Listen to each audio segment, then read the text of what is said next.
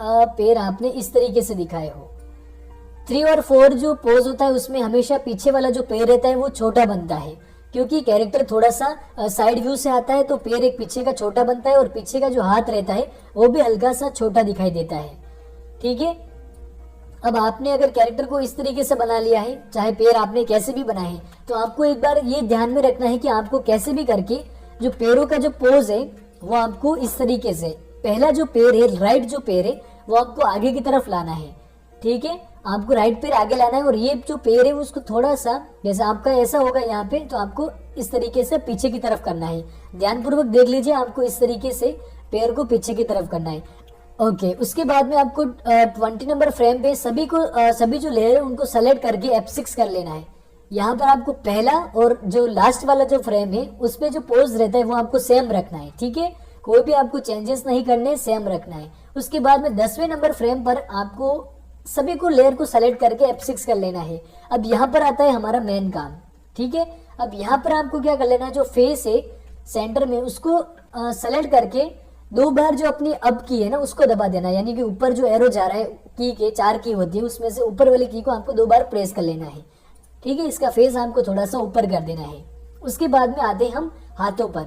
अब यहाँ पर जो हाथ है वो यहाँ पे क्या थे, ऐसे दूर थे, तो अभी हम जैसे चलते हैं तो उस टाइम हमारे हाथ आगे आते हैं, एक कदम आगे रखते हैं तो हाथ भी आगे आते हैं। तो आपको क्या कर लेना है, इन हाथों को, एक हाथ को आगे लाना है और दूसरे हाथ को पीछे की तरफ ले जाना है।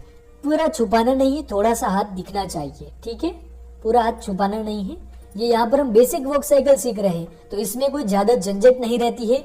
आप आज से ही, अगर आपने कैरेक्टर अभी बना रखा है तो अभी से ही आप वॉक साइकिल करवा पाएंगे। इसमें किसी तरह की कोई ज्यादा टेक स्किल की जरूरत नहीं पड़ेगी।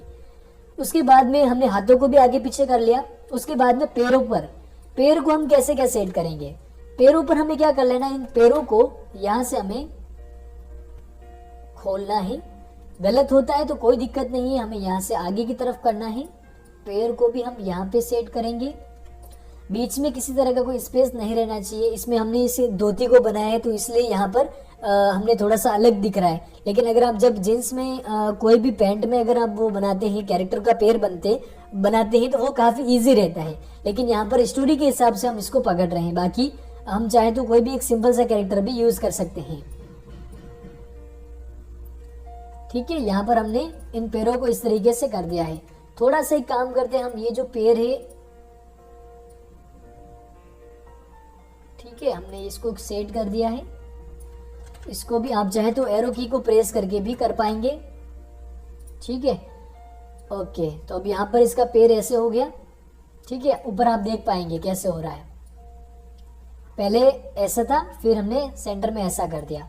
अभी यहाँ पर हम क्या करेंगे, सभी फ्रेम्स को सेलेक्ट करके क्रिएट क्लासिक ट्विन कर लेंगे। तो हमारा जो बेसिक जो एनिमेशन होता है, बेसिक सा, यानी कि अभी भी आप इसको चला पाते हैं, लेकिन आप देखिए कैसे चल रहा है।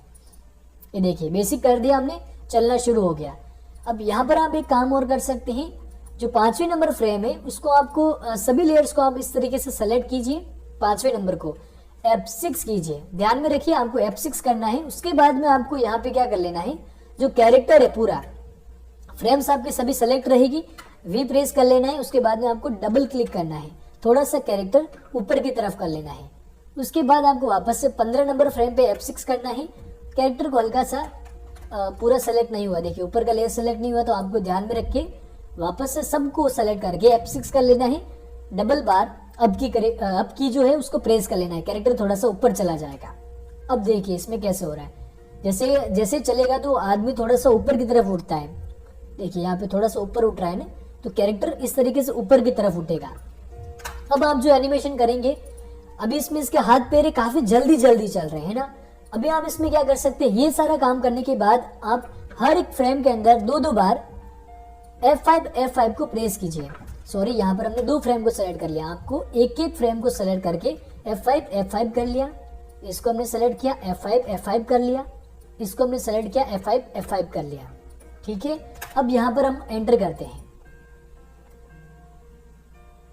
ठीक है, तो ये जो सिंपल वॉक साइकिल होती है वो हमने बना ली, बेसिक सा। अभी आपके पास कैरेक्टर है, अभी से आप इसको यूज करके वॉक साइकिल बना पाएंगे, आपका कैरेक्टर चलने लगेगा। ठीक है, अब आता है एडवांस के अंदर। हम इसको एडवांस कैसे बना पाएंगे, यानी कि कुछ ऐसा कैरेक्टर जो कि घुटनों में से भी इसका जो पैर है वो बैंड होता हो, उसके जो शूज हैं वो भी बैंड होते हुए दिखेंगे, क्योंकि यहाँ पर अभी एक बिल्कुल सिंपल सामने बनाया है। घुटने में से कोई चेंजेस नहीं है, कोई बैंड नहीं हो रहा है, गर्दन केवल ऊपर नीचे हो रही है, हाथ पैर केवल जो बेसिक्स हैं वो हिल रहे हैं। तो यहाँ पर डोंट वरी, हम क्या करने वाले हैं, एडवांस वॉक साइकिल भी सीखेंगे, 3-4 पोज में भी सीखेंगे, बैक के अंदर भी सीखेंगे, फ्रंट के अंदर भी सीखने वाले हैं। तो उसके बाद में आपको क्या कर लेना है, एक बार जो कैरेक्टर बनता है उसको आप सेलेक्ट करके आप चाहे तो यहाँ पर बैकग्राउंड ले सकते हैं। यहाँ पर आप देख पाएंगे बैकग्राउंड हमने ले रखा है, ये बैकग्राउंड है। अब आप बाहर की तरफ जितनी भी आप फ्रेम्स क्रिएट करेंगे, जैसे यहाँ पर मैं आपके सामने एक बार दिखा देता हूँ ताकि आपको इजीली समझ में आए। ये जो लेयर है वो किसी काम का नहीं है, इसको रहने देते हैं। वैसे हम ये जैसे हमने यहाँ पर 200 फ्रेम्स ली है, F5 हमने कर दिया है। ये बीच में क्लासिक ट्विन है, इसको हम हटा देते हैं ताकि आपके सामने पता चले। अब ये बैकग्राउंड है, ठीक है। बैकग्राउंड को हमें किस जगह रखना है, कैरेक्टर इस तरफ आएगा।